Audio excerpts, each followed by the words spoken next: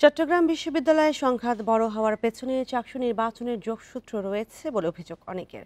এই ঘটনা থেকে ফয়দা নিতে শিক্ষার্থীদের উস্কে দেওয়ার অভিযোগ উঠছে। কয়েকজন ছাত্রনেতা বলেছেন, চাকসু নির্বাচন বানচাল করতে একটি পক্ষে ইন্ধন থাকতে পারে।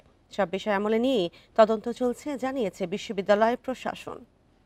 আরও জানাতে চট্টগ্রাম থেকে যুক্ত হচ্ছেন সহকর্মী অনুপম শীল। অনুপম, আজকে বিশ্ববিদ্যালয়ের পরিস্থিতি কেমন দেখছেন এবং এই সংঘাতের কারণে চাকসু নির্বাচনে কি কোনো প্রভাব পড়তে পারে?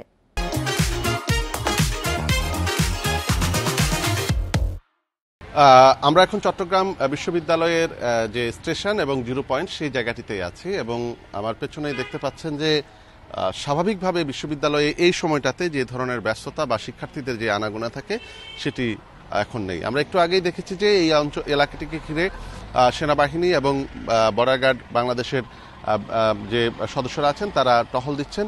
পাশাপাশি বিশ্ববিদ্যালয়ের নিজস্ব যে ব্যক্তিগত বা নিজস্ব যে নিরাপত্তা সেটিও জোরদার করা হয়েছে এবং স্বভাবতই গত পরশুদিনের এই ঘটনার পরে এখন বিশ্ববিদ্যালয়ে বা ক্যাম্পাস জুড়ে কিছুটা থমথমে পরিস্থিতি আছে।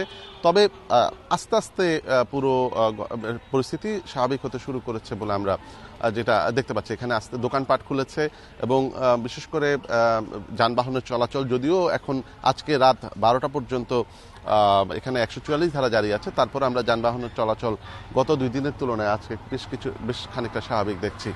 এবং আজকে বিকেলে সিন্ডিকেটের একটি বিশেষ বৈঠক আছে, সেখান থেকে হয়তো পরবর্তী আরও গুরুত্বপূর্ণ সিদ্ধান্ত আসতে পারে বলে আমরা বুঝতে পারছি। তবে গতকাল রাত থেকে আমরা দেখছি যে বিশ্ববিদ্যালয় শিক্ষার্থীদের একটি অংশ তারা প্রক্টরিয়াল বডি এবং ভিসির পদত্যাগের দাবিতে দফায় দফায় মিছিল করেছে।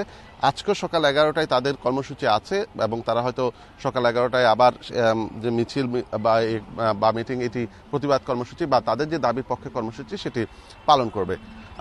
আরেকটি বিষয় এখানে লক্ষণীয় যে আমরা একটু আগের খবরও যেমনটি দেখছিলাম যে চাকসু নির্বাচনকে রোডম্যাপ ঘোষণার পরদিনই এই ধরনের একটি ঘটনা, এবং যেটির আসলে এর আগে বা সাম্প্রতিক সময়ে যে ধরনের সংঘাত এলাকাবাসীর সাথে আমরা বিভিন্ন সময়ে দেখেছি ছোটখাটো, সেই তুলনায় অনেক ব্যাপক আকার ধারণ করেছে এবং এটি নিয়েই আসলে নানা প্রশ্ন, নানা গুঞ্জরণ ভেসে বেড়াচ্ছে। বিশেষ করে চাকসু নির্বাচনে নিজেদেরকে নায়ক হিসেবে প্রমাণিত করার কোনো প্রবণতা এই অনেক ছাত্রনেতার মধ্যে ছিল বা আছে, এরকম একটি গুঞ্জরণ এখানে তৈরি হয়েছে। পাশাপাশি এই ধরনের ঘটনা ঘটার পর সেগুলোকে ম্যানেজ করার মাধ্যমে নিজেকে নেতা হিসেবে পরিচিত করার একটি প্রবণতা কিছু কিছু ছাত্রনেতার মধ্যে ছিল বলে এখানকার সাধারণ শিক্ষার্থীরাই এই বিষয়গুলো নিয়ে আলোচনা করছেন।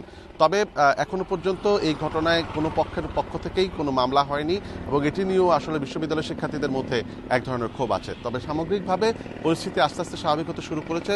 ক্যাম্পাসে আইনশৃঙ্খলা রক্ষাকারী বাহিনীর ব্যাপক উপস্থিতি রয়েছে এবং আমরা দুপুরের পরে বা বিকেলে যে সিন্ডিকেট সভা আছে সেখান থেকে পরবর্তী কি সিদ্ধান্ত বিশ্ববিদ্যালয় প্রশাসন নিতে যাচ্ছে সেটি জানতে পারবো। আরেকটি বিষয় জানিয়ে রাখি যে যারা আহত আছেন তাদেরকে গতকাল রাতে ধর্ম উপদেষ্টা চট্টগ্রাম মেডিকেল কলেজ হাসপাতালে দেখতে গিয়েছিলেন এবং সেখানে তিনি তাদের সুচিকিৎসার জন্য নির্দেশনা দিয়েছেন। প্রয়োজনে দেশের বাইরে নিয়ে যাওয়া হবে এরকম একটি কথাও তিনি বলেছেন। তবে 144 ধারা যে চলছে তিনিও আহ্বান করেছেন যাতে সবাই এই 144 ধারা মেনে চলে এবং শান্তি শৃঙ্খলা বজায় রাখে, এই আহ্বানটি তিনিও করেছেন। চট্টগ্রাম থেকে যুক্ত হয়েছিলেন সহকর্মী অনুপম শীল।